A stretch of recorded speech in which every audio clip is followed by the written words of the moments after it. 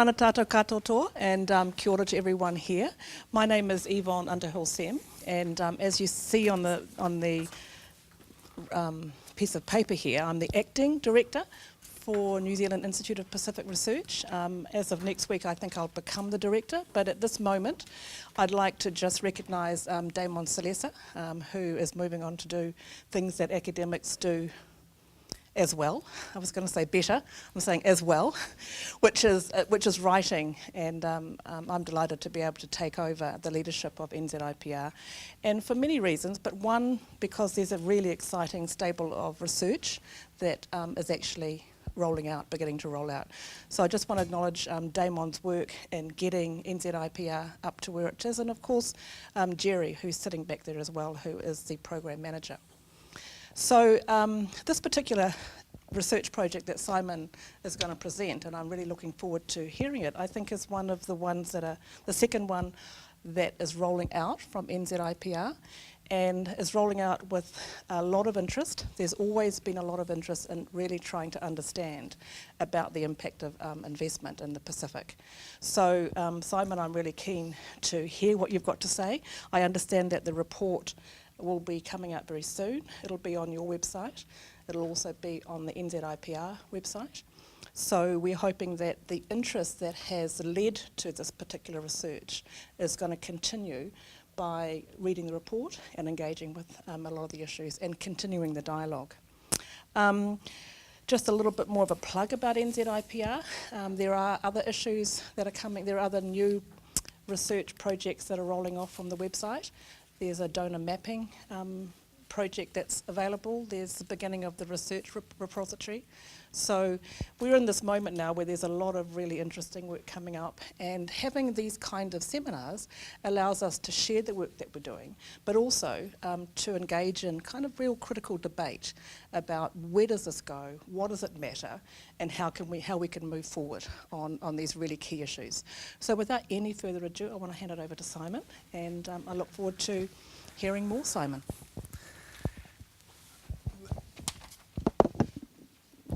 Do you mind just? Thank you very much, Yvonne, and kia ora to everyone, and it's really nice for you to have come along today. As Yvonne was saying, this is one program of research, I guess, which is part of a much broader stable of work coming out of NZIPR. I'm going to be talking today about the key findings from this work. It's been focused on the private sector investment in the Pacific. Not just myself involved, obviously, but a much broader team, several of whom are here today, who will also come up and speak a few words about their involvement a little bit after I've finished. We're also very lucky today to have one of our investor cases, Rohan Ellis, all the way from the Cook Islands, who's going to give some of his own reflections on what underpins successful investment in the Pacific, and perhaps share some of his own ideas and thoughts in that area as well. So thank you very much for attending, Rohan. We really appreciate that. The key research questions that underpin this presentation today and the program of research: what are the potential barriers or disincentives to investment in the Pacific, and how can we perhaps overcome these in a sustainable fashion? What are the costs and risks to receiving economies of greater investment, and how can these be avoided or reduced or managed? And how can the growth, development and impact of investment be enhanced? And I should just emphasise here, we are not just focusing on large-scale foreign direct investment, we are also looking at domestic investment, we're looking at small-scale investment, and as you'll see, we're covering a range of different sectors and cases in this work. The research process, it's been a long and winding road. We're now drawing to the end. The report has been completed for a period of time now. I think it's just undergoing some final review by MFAT, but that will be released very soon. But we began with a literature review. We worked very closely with MFAT to define what the project was going to look at and how it was going to develop. We then focused on two particular areas of research. One, surveys with key experts around investment in the region, and secondly, some in-depth interviews with case studies, investment case studies from around the region. Then we obviously went through the analysis and reporting phase, and the reporting structure really just follows those bullet points I've put down on the right-hand side, and I'll follow that structure as I go through the presentation. We're looking firstly just briefly at investment climate and the motivation for investment. We then focus on the facilitating and constraining factors that have enabled successful investment outcomes. This project is not just about attracting investment, it's actually about what creates successful investment over time. So the cases we've been looking at are not just new investors, many of them have been involved in the Pacific for some time. We want to understand what things have constrained that movement to success and what things have facilitated that. We're also looking at the benefits and costs associated with investment, foreign direct investment and also local investment. And out of this, we're obviously generating some recommendations. So that will be the kind of structure that I'll follow today. Obviously, we began as good academic researchers with a literature review, and that's quite an extensive piece of work. My colleague Carolyn Duco and Jamie Raymond, who was also part of our team, were very much involved with this. I won't go through that in detail, but it's fair enough to say that there were a few key themes that really emerged. First of all, there is a lack of research in this area. There are some significant gaps that need to be filled, and a lot of the research has tended to focus on using secondary data and analysing that data to understand some trends and themes that are emerging. The trouble is that that secondary data is not always readily available, it's not always up to date, it's quite patchy. We discovered in the literature review that there have been some very interesting case-based research studies done in the Pacific as well around investment and its impacts, but they've been limited in number and limited in scale. There's a clear focus in the literature on the fact that the investment climate is quite risky and volatile, and that political unrest and natural disasters can obviously create even greater vulnerability. There's a sense also that really the challenges of attracting foreign direct investment are significant, but also there's not always a clear sense that there's a lot of positive outcomes from foreign direct investment in the Pacific. We noticed that there was a bit of a gap in understanding local investment, and in particular understanding more about returning Pacifica investment. So people from New Zealand, Australia, elsewhere moving back to their home countries or the countries of their families and investing there. And of course, as we all know, the literature just really highlights that no two Pacific Island country investment climates are identical. They all vary, they all differ. Regulations, financial requirements, property rights, workforce capacity, all of those things vary from place to place. So we need to be able to grapple with that complexity. To grapple with that complexity, we decided to take a kind of a two-pronged approach to the research, as I mentioned. The first thing we focused on was understanding the investor and their experience. We initially started off by trying to look at some unsuccessful investments as well as investments that had survived and had some level of success, but it was very difficult, to be honest, to find any unsuccessful investments that were willing to sit down and talk with us and share their experiences, partly because many of them simply are no longer around once they're unsuccessful. So from our perspective, our focus was really on investors that are operating and have had some degree of success to date. We felt that by looking at those cases and understanding those cases, we would by default understand what had worked and what hadn't worked as time had gone on. We started off with around about 130 identified cases, which we worked on with MFAT, and we finalised 24 that we really wanted to focus on, and they covered the sectors of tourism, renewable energy, agriculture and telecommunications. And as we'll see, they covered a number of different countries in the region. On the other side of the coin, we wanted to understand what experts thought about investment issues and trends and what made for successful investment in the Pacific. So there, what we did was actually identify around 100 experts across the region who were involved in national investment offices, involved with key regional agencies that facilitate investment. We contacted those and we had 33 out of the 98 respond and give us a lot of very valuable information as well. That was done through a semi-structured survey that we did either online or over phone, in some cases face-to-face. The case studies were all based on in-depth interviews conducted by the various team members. When we look at the spatial spread of what we've done. Those places in blue are the places where we have done case study work as well as have received survey responses. So they're kind of cutting across both layers of our collection of data. The places that are just in green are the places that were also represented in the survey, so Australia, New Zealand, Papua New Guinea, Samoa. So we've got a reasonably good spread of information. Clearly there are some places that are not part of this work. Maybe that's something that can be looked towards in the future as people expand on this. I should just mention too that we have covered a range of different investments. So as I said earlier, not just large scale, but also small and medium investment. We've looked at investment that is purely foreign. We've looked at investment that comes from the domestic environment. And we've also, as I mentioned, looked closely at these returning Pacifica investors, some who have actually moved back to the country and invested, others who are still outside the country and investing. And that's a slightly tricky category. Do we call them local? Do we call them foreign? There are debates and discussions we can have about that, but for now we've sort of lumped them into the local dimension. We're also obviously interested in expatriates who are living domestically and are investing as well in those countries. And I won't go into this in much depth because it's a fairly complex diagram, but you can see here that we've got a fairly nice spread across agriculture, renewable energy and telecoms and tourism. We got a good mix of local, expatriate, domestic and foreign investment. And we also got a pretty good mix of size of scale of investment as well. So 8 of those cases were actually $10 million or more in investment value. The other 16 were the smaller group.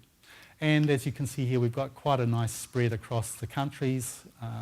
So we've got a fairly nice mix, I think, for the work.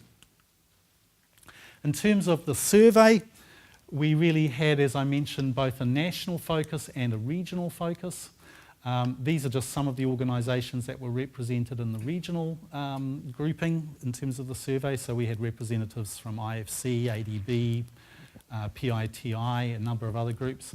And at a national level, we often spoke with people from, or surveyed people from chambers of commerce, investment agencies, national tourism offices, etc. So in general, we had an even split between those individuals, those experts that are focused more on a national dimension and those that are focused more regionally in the work and endeavours that they undertake. I won't go into too much depth about the data analysis. Obviously, we had a lot of information that we needed to review and summarise. In each case, we were really looking at sort of a thematic analysis of the findings that emerged from the interviews and the surveys. In the case of the surveys, we used NVivo to help code those themes and to then look at frequencies and rankings, etc. In the case of the case studies, we really did a much more sort of labour-intensive approach, reviewing each case study, going through them, pulling out key themes, going back to the people involved to ask further questions. And in this case in particular, it was that feedback and interaction with those investor cases that was very important in us developing and moving through the work. I should say that of the 24 cases, there were some people that didn't want to have their case histories reported, but 17 of the 24 actually have done, and I'll mention that later on. We now have 17 fully written up cases that exist online as resources that also stem from this work. Let me just go through quickly some of the findings from the work. As Yvonne said, the report is really the place to go through this in more detail, and it is a fairly large report. I'm just summarising what I think are some of the key themes to have emerged. We did look initially at the investment climate. It wasn't a key focus for us, but we thought it would be useful to understand perspectives on this, partly because the literature does tend to paint a rather negative picture of that investment climate. Out of the survey respondents, so the experts if you like, we saw a fairly even split between those that were negative about the investment climate and those that felt that it was either a mixed or a fairly positive environment for investors to come into. These are some of the quotes that emerged from those surveys. Fragility, sort of the challenges of trying to deal with resilience and natural disasters, for example, were a big part of the negative comments that came through. On the positive side, people were often saying that, the countries are willing and open now to attract investment. They're trying to do better. They've got more stable governance in many cases. They're working hard to attract investors. So there was a sense that there were some positive dimensions. A lot of people, however, provided a kind of a mixed view. And these are, again, just some of the quotes that come through. I think really it's summarised up here. Actually, it's probably a little bit better than most people realise, the investment climate. And there are new opportunities emerging. Everyone in the region is striving to do better. This kind of research and other work that's being done can perhaps assist with that as it moves on. We also talked to the investors about this angle of climate. It was a little bit difficult because some of them had been in the country concerned for some time. They weren't talking about necessarily the current climate, but we certainly asked them about what they felt about their overall investment experience in the countries concerned, and you can see here that 19 out of the 24 had a positive feel about their experience. Now, obviously, they were not unsuccessful investors, so we would expect that, I think. But I think more importantly, when we ask those cases, would you want to invest further in your home country? Would you now want to look at your current setting, your current environment, and spend more money, invest further? 17 out of the 24 said that they would want to. We had some interesting feedback on a regional scale about places that were perhaps performing better than others, but again, really just providing us some useful backdrop, if you like, to the more detailed work that we did elsewhere. We also looked a little bit at the motivations that underpinned people's decision to invest. And of course, we see in this top line here those traditional areas that we might think about: return on investment, expansion into new markets, a desire to perhaps develop an existing investment further. Those things certainly overarched the key responses that we had in this area. But what was really interesting for us was to see the other dimensions that underpinned motivation. Often, for many of the smaller operators, especially in sectors like tourism, it was about a retirement opportunity, a way to kind of self-fund a lifestyle change. For many of the smaller investors, but also some of the larger as well, it was about wanting to try and give something back to the local economy, wanting to try and add more than just a new business, but an opportunity to create new networks, to facilitate capacity building within the local economy. For others, it was again a focus on building a sort of stronger set of family ties to a business, or providing a legacy for their own children. And then we also found a real interest in trying to,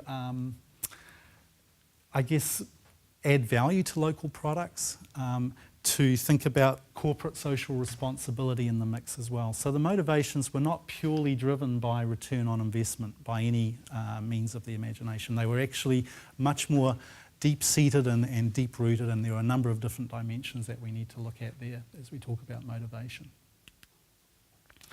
Now, just to look quickly at the facilitating factors of investment in the Pacific.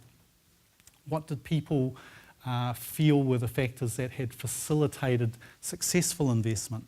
This is a table that summarises the outcomes from our investor group, so our case study group. And I just wanted to point out a couple of things that really came through from our work. Local knowledge and networks were seen to be particularly important in facilitating successful investment. Certainly there was another major role to play for the government and the investment agencies, sometimes in the provision of incentives, but more particularly in providing good, timely data, providing clear guidelines and regulations to guide investment. But you can see through here, and we had a much longer list than this, that there were a number of other factors that came in here. Being a local was seen to be an advantage in some cases. Family links, as I mentioned, government incentives were sometimes raised specifically. Also areas like land ownership came through. But certainly it was that sense of connecting to the local, building networks, connecting to the broader community and economy that was seen as really essential in achieving successful investment outcomes. And I think that's just driven through again by some of these quotes that I've put up here. An investment will be beneficial if investors have local knowledge of the industry that's been invested in and an understanding of the target markets. You can survive as a small business because of your local knowledge and know-how. So it's not always a disadvantage to be a smaller player, especially if you've got those local connections. The role of government support and investment, also critical.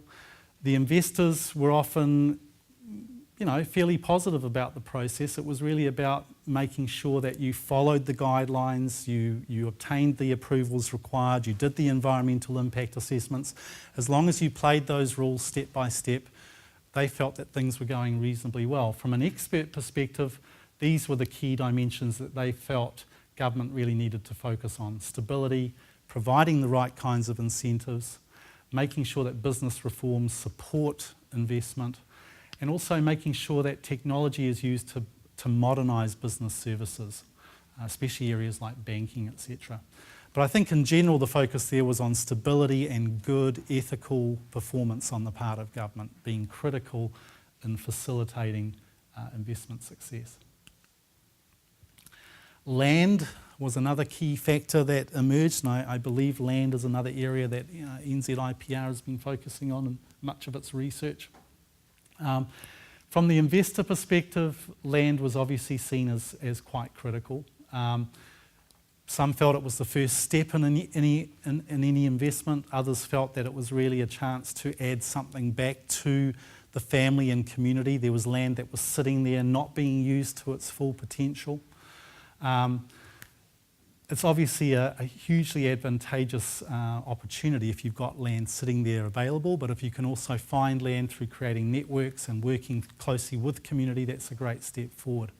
From the expert perspective, it was all about governments looking at flexibility in land systems, perhaps to allow longer leases, to make sure that there was good training and education of local landowners so that they were aware of both the costs and benefits of perhaps opening up to investment, and again to make sure that government was playing a role in facilitating access to land in an appropriate fashion. We then went on to explore the constraints to investment, and we looked at this in a little bit more detail than we did with the facilitating factors. What this diagram just shows you is how constraints were ranked by the two groups that we're looking at, the investors on one side and the experts on the other.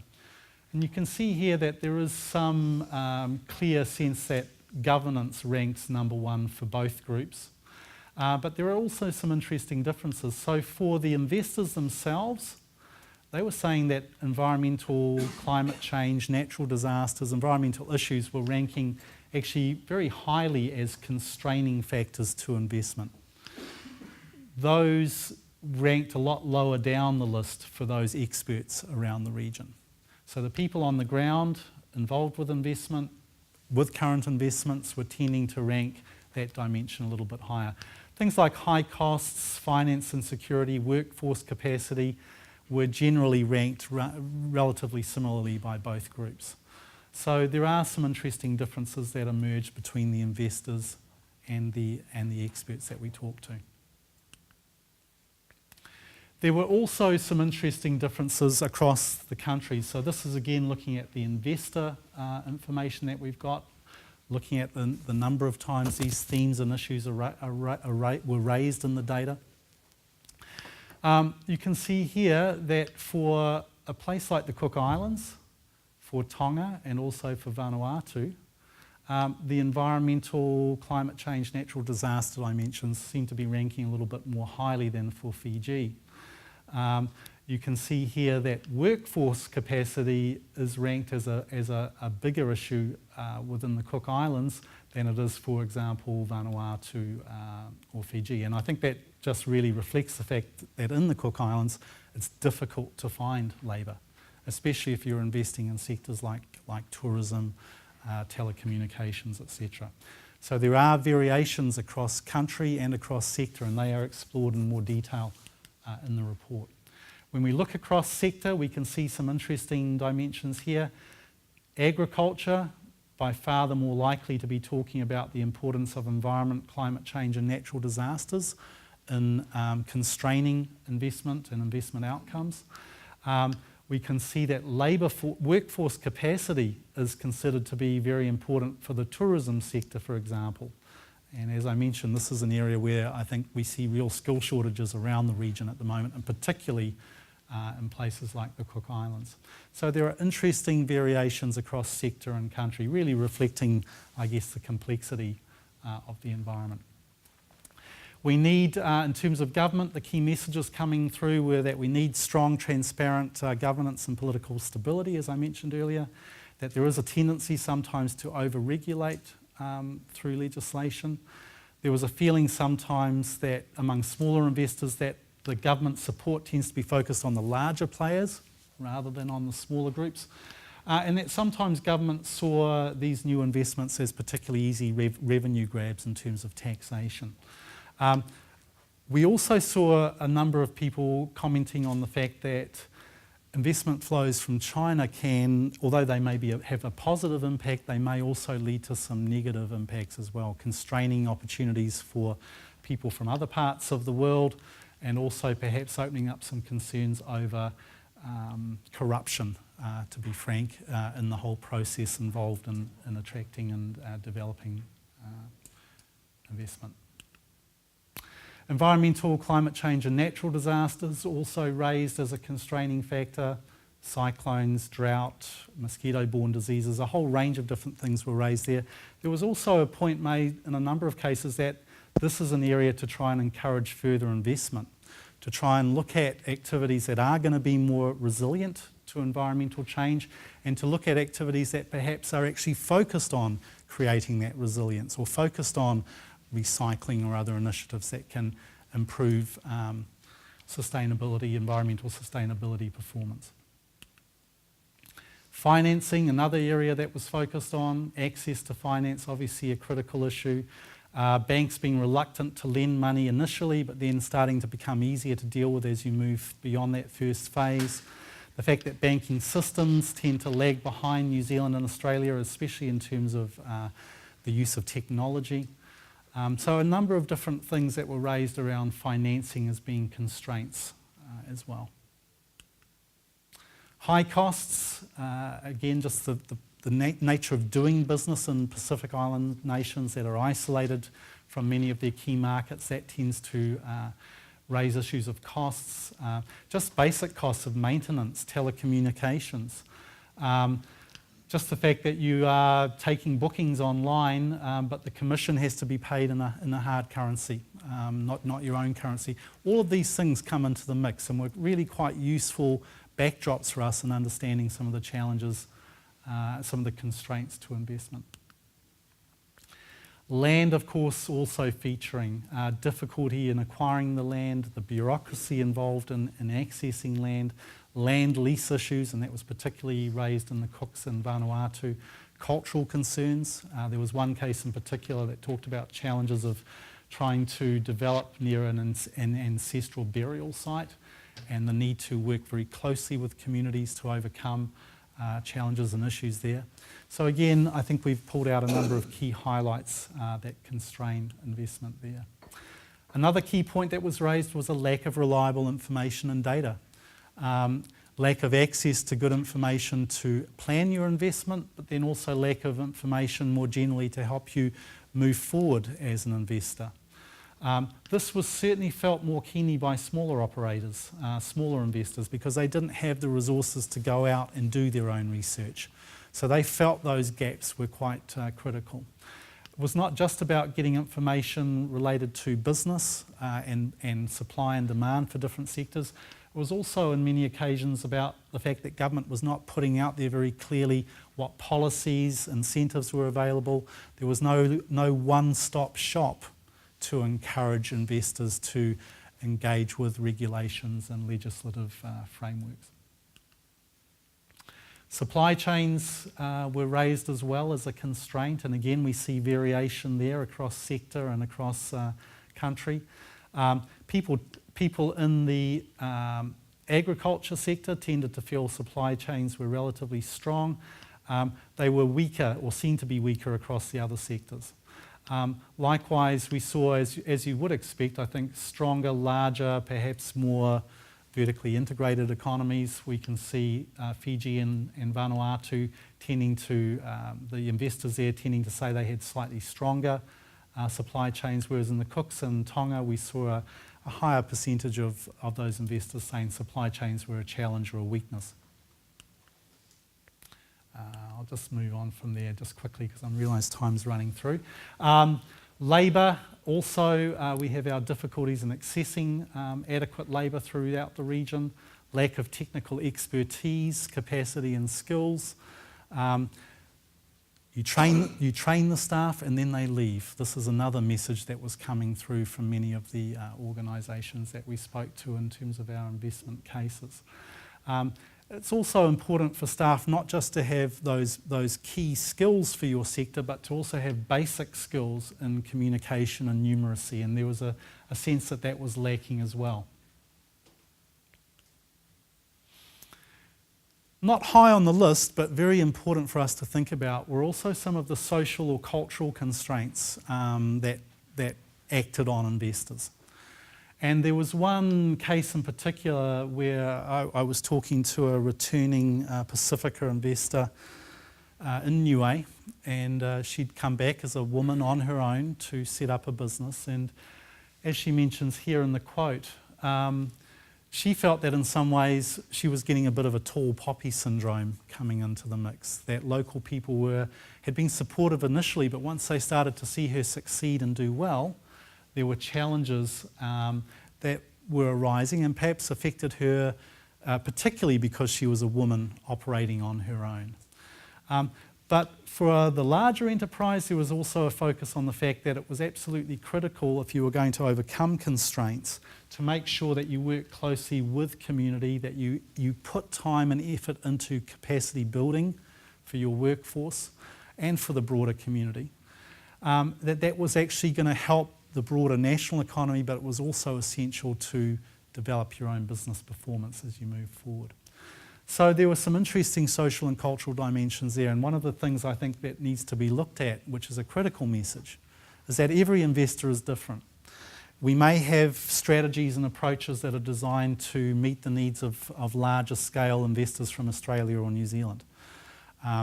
We need to think about what are the needs and challenges facing smaller scale investors. What are the challenges that face returning Pacifica investors? Each of those groups needs to have strategies and policies tailor-made to their needs. And many of those relate to these kind of broader social and cultural dimensions. Just quickly to sum up some of the benefits and costs associated with investment. When we talk to the investors themselves, and again the expert groups, so the group that we interviewed and the group that we surveyed, you can see that there was a high level of consistency among the top sort of 3 or 4 areas that were identified as being the benefits of investment. Economic development, employment and transfer of skills and knowledge were seen to be critical for both groups. But then you can see that there were other dimensions that came into play. For the investors themselves, they felt that investment was a very powerful way to strengthen local supply chains, for example. For the experts, they were focused on the fact that it could generate greater entrepreneurial activities down the line. So there were differences between these two groups. We also saw some interesting differences between the large and small investors in terms of, the investors themselves as to what they saw as being the benefits associated with large investment and small investment. And you can see here again that we have a focus on economic development, employment creation being central for whether it's a large investment or a small investment. But you could see that there was a sense that smaller investments were perhaps more likely to bring about positive outcomes in terms of local supply chain development, the transfer of skills and knowledge. There was a sense that smaller, often locally run or Pacifica run investments were actually more likely to connect into those local networks. Certainly there was a sense that it was better for those larger companies to do that, but wasn't always an outcome that emerged quickly or immediately.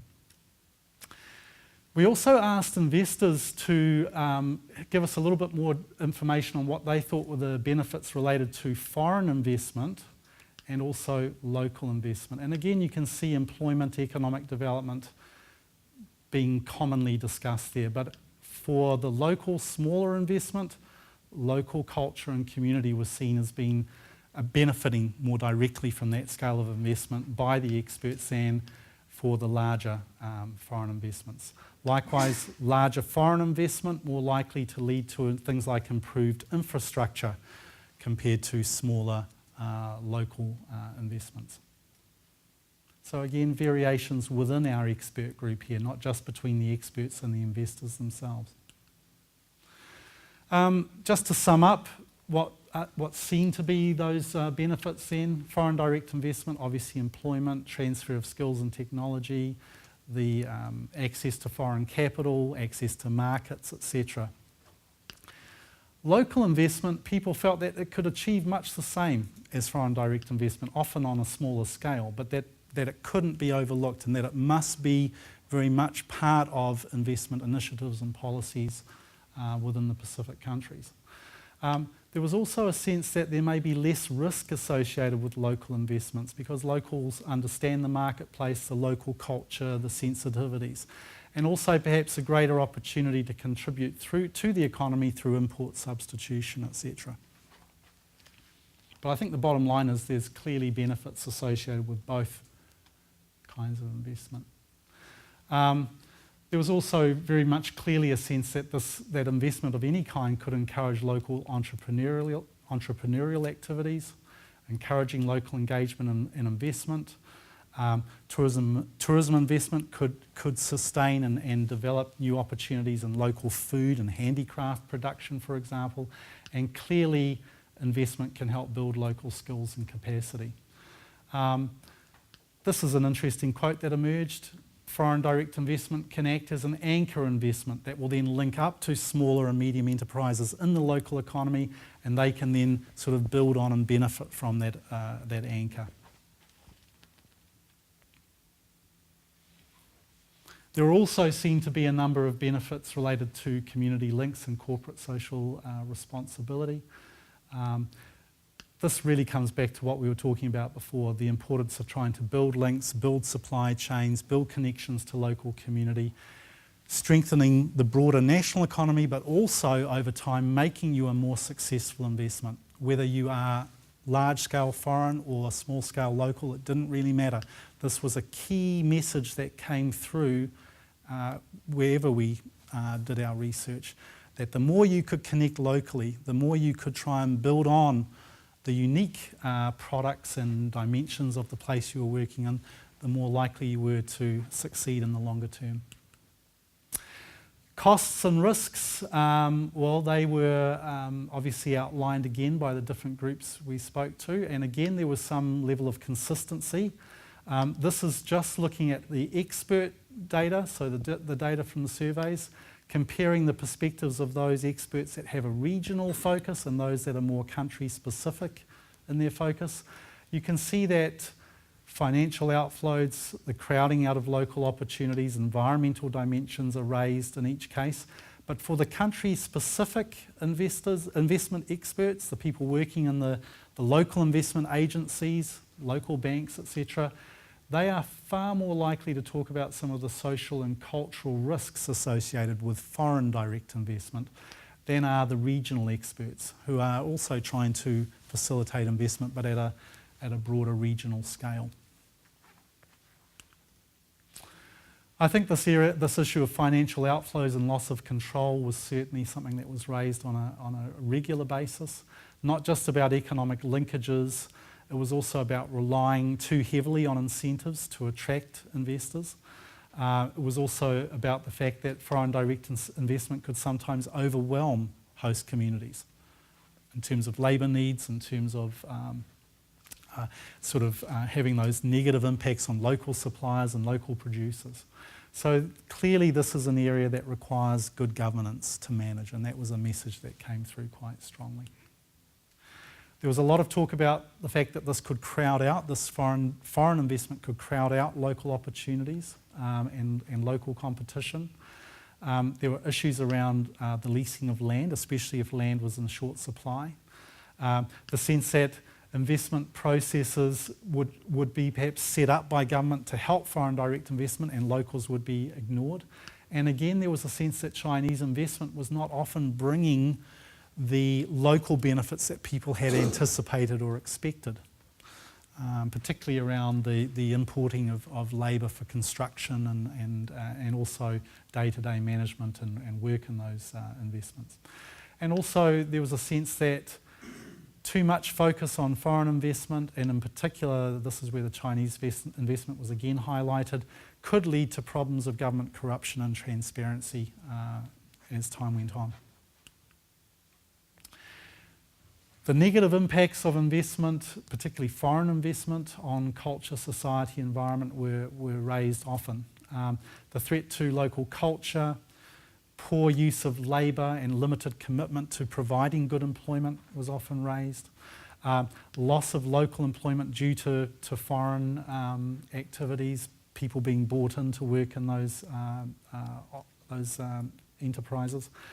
The fact that local environment may not be able to withstand the impacts of large-scale foreign direct investment, and the fact that environmental impact assessments needed to be improved and enhanced, and that assessments needed to not just be undertaken at the start of the investment process, but also on a regular basis as that investment grew and developed. So again, coming back down to good governance. So just to summarise those overall findings, if you like, the sort of the top 4 hit list for each of those. I've just listed here the facilitating factors, the constraints, the benefits and the costs. This just provides you with a summary of the key dimensions that came through from both the investor and the expert. In some instances, as I've noted here, investors may focus more on environmental factors, experts may focus on land. But there is a relative degree of consistency across the groups, but there are some variations as well that shine through. But I think this provides a nice sense of where each of these key themes sit in terms of the key dimensions and variables that influence them as we move forward. So just to synthesise the findings quickly, the research really highlights, first of all, the complexity of understanding the facilitators' constraints and impacts of investment in the Pacific Island countries. I think it really supports the view that investment needs an enabling environment, that we need to obviously help with the access to capital and effective labour resources. We also need, though, to be doing research that is going to understand and work with the complexity of this environment, to understand the needs of different kinds of investors. Not to put all of our eggs in the foreign direct investment large bracket, for example, or basket, I should say. We reinforce, I guess, the message by Gilbert et al. That we need to take a long-term approach to investment, creating knowledge networks, looking at strong linkage formation, enhancing the skill base and resilience of communities, seeing your business playing a broader role in creating good community and sort of nationwide outcomes, and seeing that as also a way that's going to actually help your business succeed over time. It's where the profit motive meets the community and economic development motive. I think that's really a critical message that comes through. It's important to also be sure that investors and experts incorporate measures into business models and policies that will minimise negative environmental, social and economic impacts. And likewise, as people try and evaluate the success of investment moving forward, as government agencies evaluate whether their incentives have generated the outcomes they want, it's really critical that we start to look at these broader environmental and social dimensions, as well as things like just simple return on investment or government tax take. I thought this was a really nice quote to emerge. You can't create low value opportunities in the Pacific.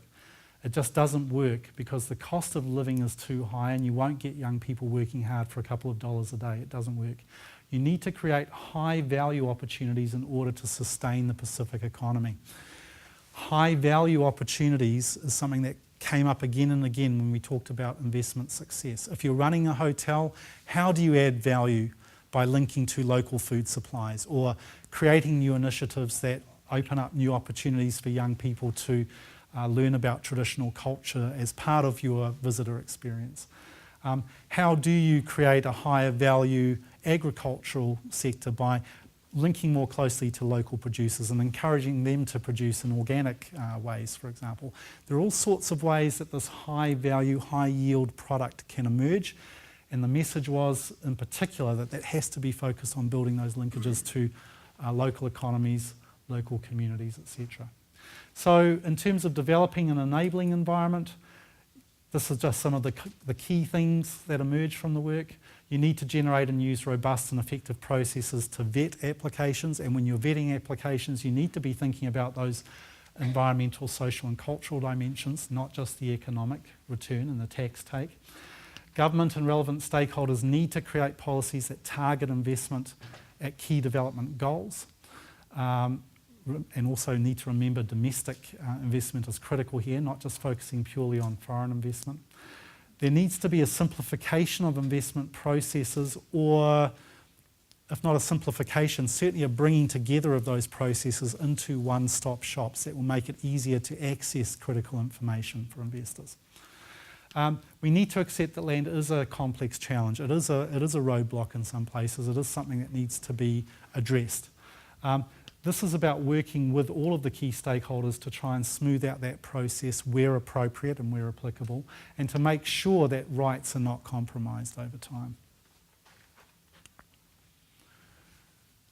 There needs to be a focus on generating local sustainable development spin-offs from all forms of investment. So don't just, again, look at the tax take and the return on investment dimensions of those large foreign direct investors. Make sure that you're preparing in advance of that foreign direct investment to ensure that it will link more effectively into the surrounding economy. Work closely with host communities and the investor to find ways to start building capacity from a very early stage. Put a focus on returning Pacifica investment, and particularly try and understand the challenges that face Pacific women when they invest in these sectors. Ensure that investment-related data and information is robust and readily accessible, and is accessible to all investors, not just large investors, but also small local investors. Make sure that the data is renewed and presented on a regular basis. And develop key performance indicators that evaluate investor performance across a range of variables. And use that data not just to say whether a particular investment is performing well, but to also gather data that can be used to encourage future investment and guide future investment as well. Another nice quote to come out of one of our expert surveys: strengthen the understanding of investors to invest in ways that will benefit the Pacific and create positive linkages into communities. The Pacific is a community-based economy. Almost all of the economic activities are in the informal sector. If companies can understand that, work with that, and create a story on the back of that, they'll do well. They will get high prices for the product. So there's a particular way of doing business in the Pacific which can form a great investment opportunity. I thought that really was a nice encapsulating quote for a lot of what we were talking about. Where do we go to from here? Well, obviously the report hopefully will be, we finished our bit, but we're just waiting for a little bit of review and feedback, and hopefully that'll be out there soon. We've got the webinar, we've got the seminar. We want to spread this information as widely as possible. There's a lot out there. Not all of it is going to be of interest to everyone, but we want people to be able to find those dimensions that are important. We want to be able to mine the data further. I think there's a lot more that we can do with this data moving forward, and as long as NZIPR are happy for us to do that, we would like to re-engage with some of these data sets using other funds that we have as we move forward. I think it's really important that we look at a deeper sectoral focus. It's great, we've just heard this week that we have got an activity design signed off by MFAT that's looking at what's called the Pacific Tourism Data Initiative. This is all about gathering better data about not only visitors to the region, but the business sector in tourism, getting a greater understanding of how that's developing and evolving over time.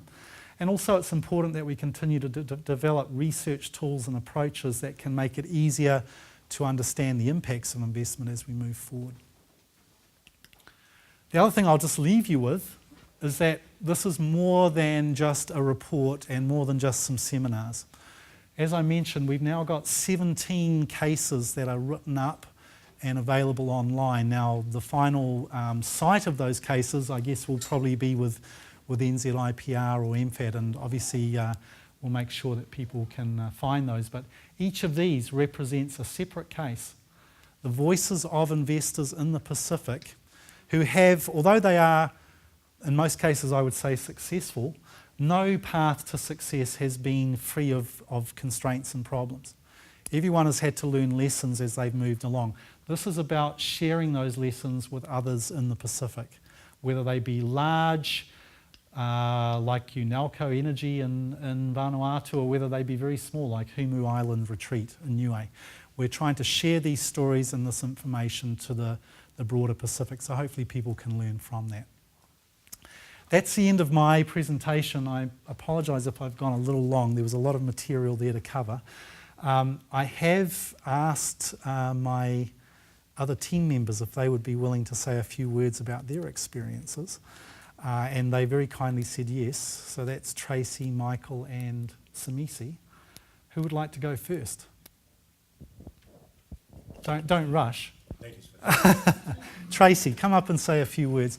I just really ask people to reflect on their experience in carrying out the casework, and just to say a few quick words. So, Tracy. Okay, my first quick words were, my name was last on the list, so I'm very curious about why I'm up here first.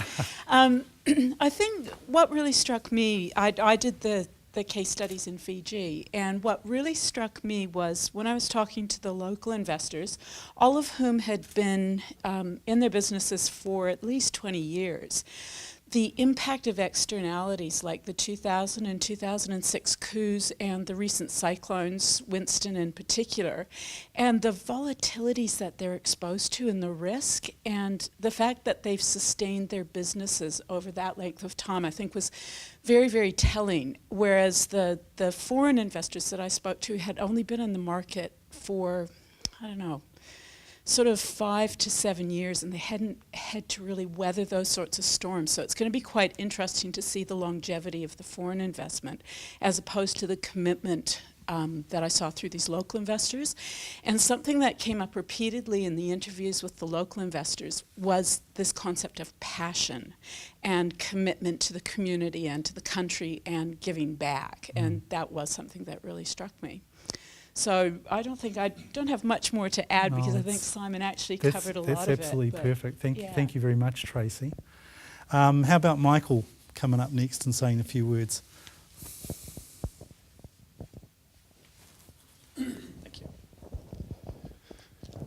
First of all, I'd like to acknowledge Simon for being bold enough to include me in this research program. I have a particular passion about Vanuatu, and to have an opportunity to go up there in February and engage in this project for me was a wonderful experience. There are some interesting things that come out of this. One of them, which Simon touched on one of those slides, was to do with government incentives, particularly in the tourism sector, as to how they can assist overseas investors actually making life easier for them. One of the interesting things about Vanuatu is it's a tax haven. And because it's a tax haven, they don't have income tax, they don't have corporate tax. And as a result, two of the major incentives that some governments are able to offer, they can't. They can't give people a tax holiday because they don't pay tax. So they're restricted in what they can do there. The classic one that they do offer is import duty relief on construction materials for setting up new projects. But what they can also do is to facilitate work permits for expatriate employment. And the extent to which they're prepared to do that is really an indication of how keen they are on a particular project. But that's certainly a point of difference for Vanuatu with some of the other Pacific Island countries. The second thing, which I certainly noticed in this particular project, but it's something that I've observed over many years of working in the Pacific Islands, is that particularly at the SME level, there is a huge lack of knowledge and awareness by the SME operators of what is happening in their field in other Pacific Islands and equally in other parts of the world. So many small businesses don't actually have the ability to engage with their complementary businesses in other parts of the Pacific I've actually attended 3 investment conferences organised through ProInvest, one in Fiji, one in Vanuatu, and one in Samoa. And at each of those 3, it was quite striking seeing some of these smaller operators actually being brought together from different countries for the first time ever, where they could actually sit down, share their experiences with each other, and get a better understanding of how things tick in the outside world. In my business, I come into a contact with a lot of the smaller operators, particularly through the accreditation programs and tourism awards programs. And there is a crying need at that level for affordable business mentoring. And it just is not available. It's a shame, because when you see the big aid agencies coming forward with their projects to develop local businesses and local industry, I haven't yet come across one that's provided a kind of after-sales service to supply that mentoring in the aftermath.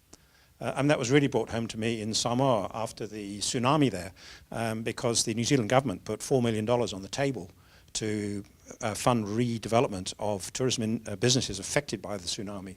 And 2 years after they did that, half that money was still sitting on the table, because a lot of the local businesses simply weren't able to complete the application forms.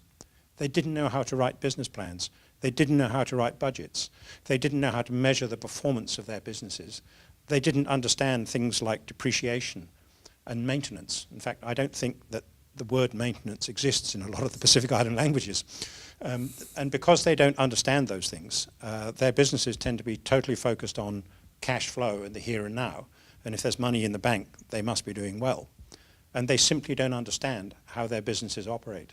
So when they go and talk to lenders, lenders ask for all of those things, because in our environment, they are standard things that we do. Up in the islands, it is a real challenge. They just don't do it.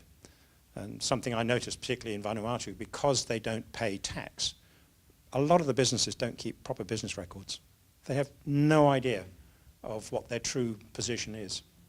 I think if I can give one small story from Vanuatu, in terms of a small SME, which is an extremely popular business model there, it's owning one of their rather dodgy looking minivan taxis that you see in Port Vila. There are hundreds of them. Each of those is an SME operating in the tourism sector. They charge 150 Vatu, irrespective of how far they take you in their minivan, and I always wonder how they make money. So I always take the time to talk to them and try and understand their business model. In reality, it is totally unsustainable.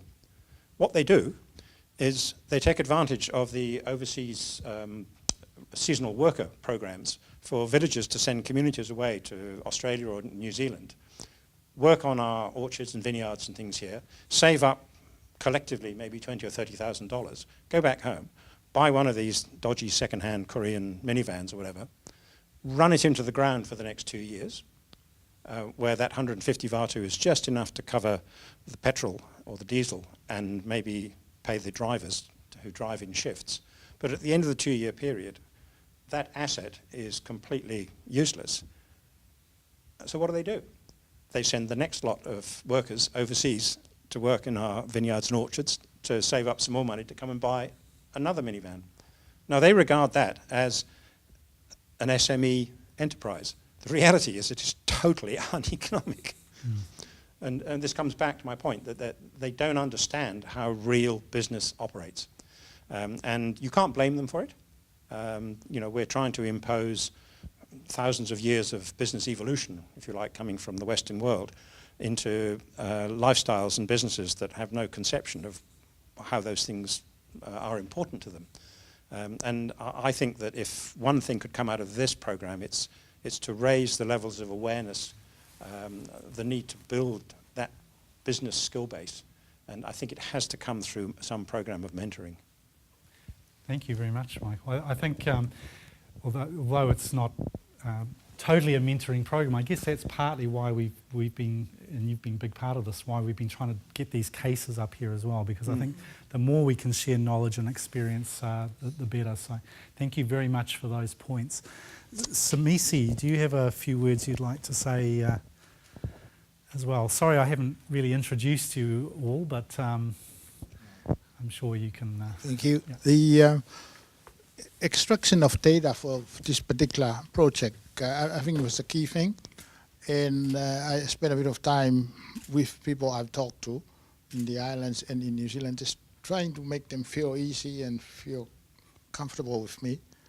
And in some cases, especially on the agriculture sector, not so easy. But for most of them, I'll meet them 2 or 3 times over the many months, and sometimes in their own environment, and sometimes in here, or even in the township area. But once you get them to feel comfortable with you, then they'll start to open up. You meet them for the first time, slightly different from what they've told you in the beginning, the first meeting.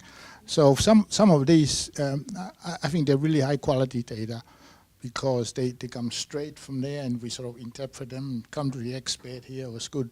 And also I noticed in the people I talk to, this desire to be connected with the local community, with the local supply chain. In the agriculture sector, very concerned about it, and in a particular business, really high value, but they are based in New Zealand, but actually they are extracting from Tonga, but they make sure that the groundwork in Tonga is there, is steady, the farms are good relationship with the farmers, and they always visit. And at the same time, business is based, I spend a lot of time in Tonga, it's a good tell. And some of them looking at supply chains actually based in Tonga, exporting them, very minimal value added. It doesn't seem to be doing well, but if there's a bit of high value added, seems to be doing well. A regional major tourism chain I spent a bit of time with, they have been in the Pacific for many, many years, yet Fiji is different, Samoa is different, and Tonga is different, and through the years they have landed. Each island they have differently, the workers and priorities and government.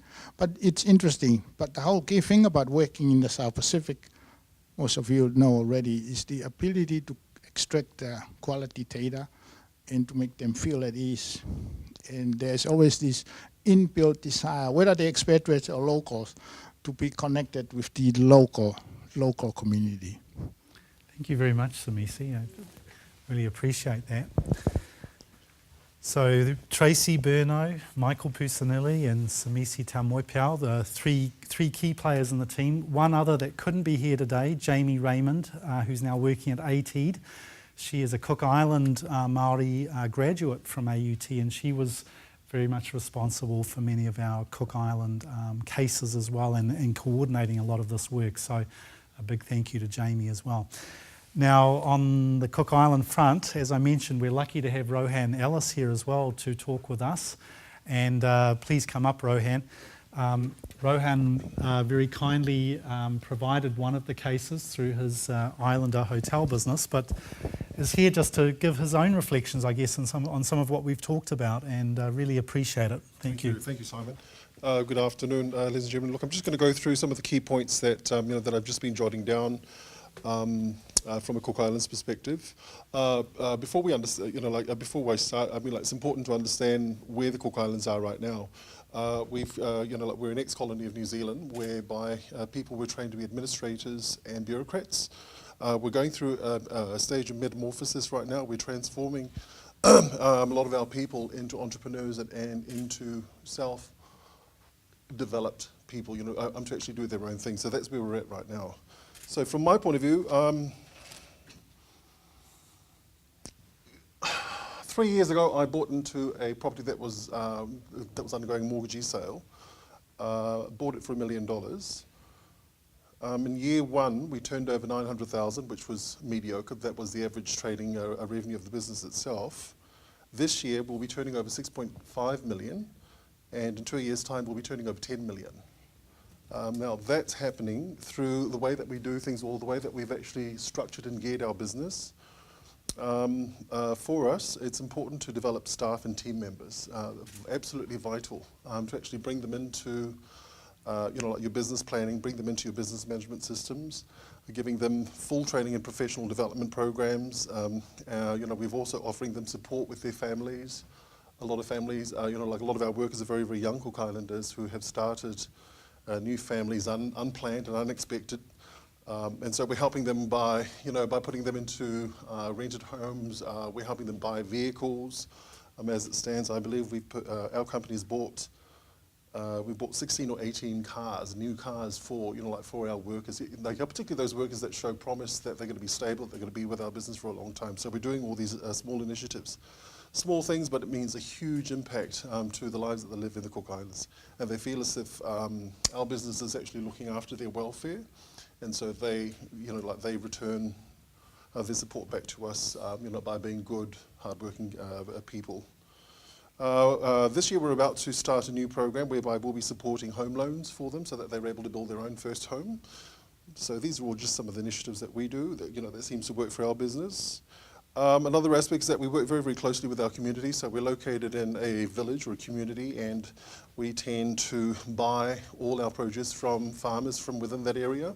We try to give them first, first option on all that we buy, as well as fishermen that live within that area as well. So we try to build up our own little economic hub amongst ourselves. We also help little community groups set up their own micro-business operations to supply our, to actually plug in the supply chain to feed our business as well. Community support programs. We do a lot of work to help out community programs within our area as well. Whenever community programs come through to us, we have a preset approval program, and we tend to support all things to do with education as well as sports, and so we always give back to people. So it's that the action of giving back to the community that really sets our business apart from a lot of other people as well. And so they see us as a big supporter of community efforts, and in return they always bring all their events to us, or they get all their groups to come and stay with us as well. One of the key things that I wanted to raise was, which Simon touched on, whereby, investment or investors or business leaders to focus on social, environmental, cultural, and as well as financial priorities for your business. And, that's, what we call the ethical leadership program that we like to drive, that we're currently driving in the Cook Islands as well. So we're trying to get more and more young Cook Islanders into business and to look at all these important things, because it's through this connective partnership that we have with everything and everyone around us that we're able to make it a successful program, a successful long-term program. Over time, our business, we've built up a good reputation of being a solid business operator. We're ethical, and we have a soft touch for our own people and developing and creating opportunities for Cook Islanders as well. So as a result of that, I'm getting a stream of new landowners coming through asking us for joint venture opportunities. So we're now working closely with all the banks to develop new joint ventures. So whether it be new hotels or new luxury holiday homes in the programs or new side businesses like that. We've also seen one or two of the Cook Islands' biggest private sector individuals, with a net worth of over 100 million, come through and say, hey, we're very keen to help finance some of the programs or the joint ventures that you want to get into, because we know that you're getting people coming through to you. So, so things are working. So we're sort of creating a sideline finance a facility that's outside of the standard financing institution. Those are all the main points. One of the side projects that we're working on right now is I've teamed up very closely with the Bank of the Cook Islands, with Land Holdings, which is the largest construction company that we have in the Cook Islands, as well as one of our larger motor vehicle dealers on country. And we're about to launch the Cook Islands Dream, which is a 10-year development program aimed at young Cook Islanders, aged between 16 and 35. But they're basically the high school dropouts. That's who I'm looking after. We're going to put them through some rigorous training programs on basic numeracy and basic literacy. We'll be appointing mentors, which you were talking about, Michael, putting in place a team of mentors. And we're going to have a three-pronged approach. The first program, which is from year 1 to year 3, this will be first business. So we'll be launching a new micro-business scheme within the Cook Islands. And funds of up to $15,000 to $20,000 will be made available to suitable micro-business ideas and opportunities that have been created in partnership with all these new young people and tied in with business mentors as well. So cash flow will be managed, that will be documented, and after 3 years, if they still are surviving, then they qualify to move into the second phase of the project, which is their first home, the first home program. So this is where we're kicking our partnership with Land Holdings, the largest construction company there, and they've come up with two options, which will be a one-bedroom home and a two-bedroom home. So very, very low-price kit sets, but these will be available, and the assessment of whether they get a one- or two-bedroom home will depend on the strength of their micro-business. From years 7 to 9, we launched the first car program. So years 1 to 3, they've got their micro-business up and running. Years 4 to 6, they've got their first home, and their home loan repayment is going to be in place.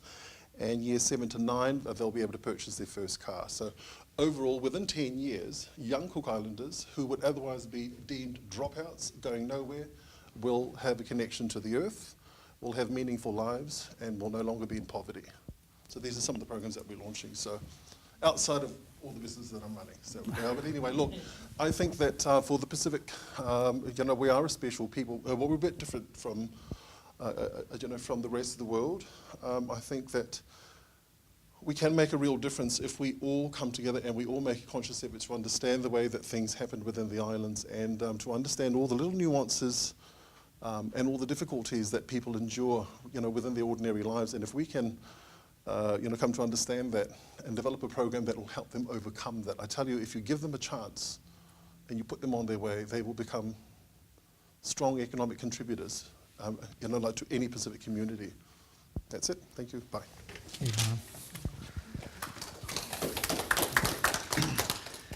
Look, I wanted to thank you all for coming. I'll just go back to the, I don't know how I go back to that very first slide, but you know who's been involved. You've had a good sense of the work we've done. I've had to do a very quick summary. I was so pleased that most of the team could be here to share their own experiences, and particularly, I just wanted to show Tracy, actually your name is number 2 there.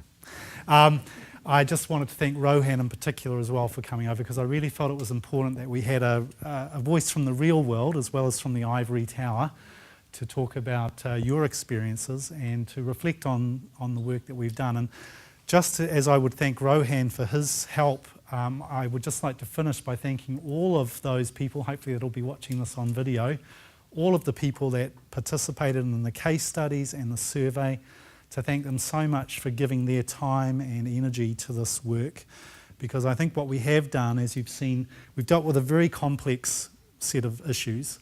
We can never do it justice in one report or one presentation, but I hope I've at least shown you the tip of the iceberg and given you some ideas and thoughts to move onward. So thank you very much for coming.